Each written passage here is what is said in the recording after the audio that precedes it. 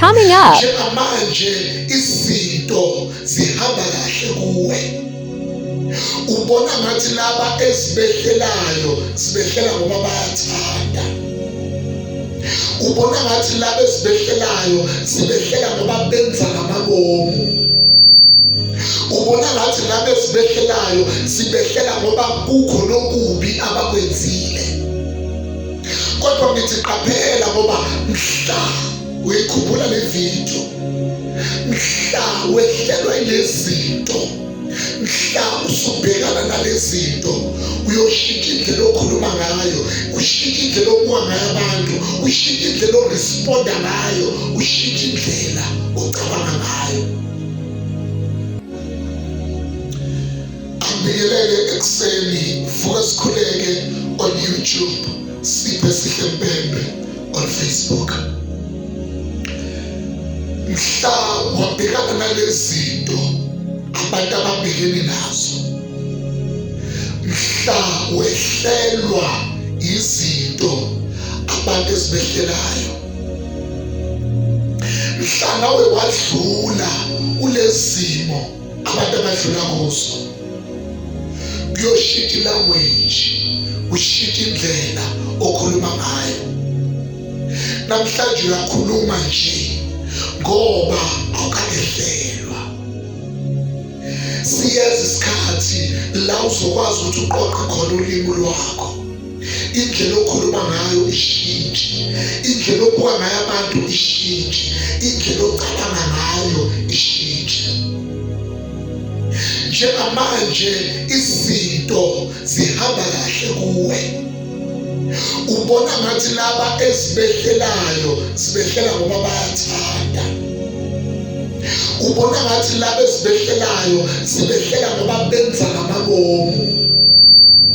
Ubona ngathi laba esibehlelayo sibehlela ngoba kukho nokubi abakwenzile.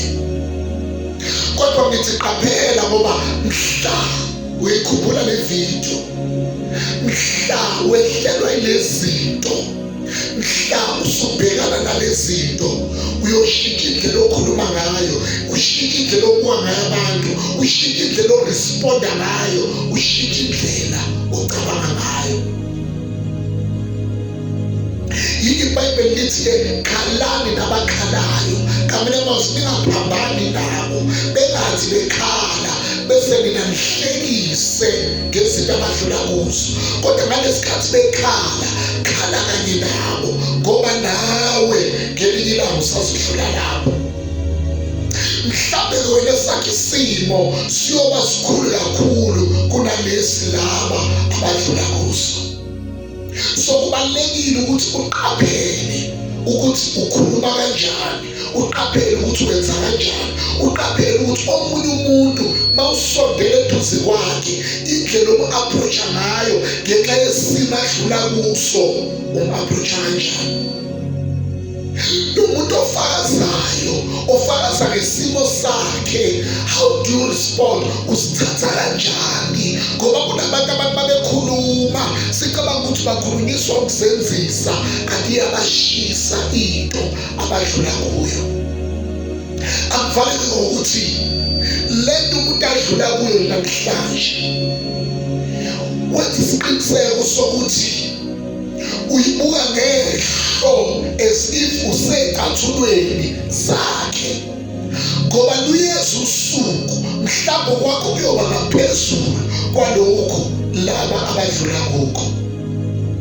Qaphela ukuthi ukhuluma kanjani ngesimo somunye umuntu, ngoba indlela okhuluma ngayo ngelinye ilanga nawuzodlula kulesimo. May the Lord God bless you.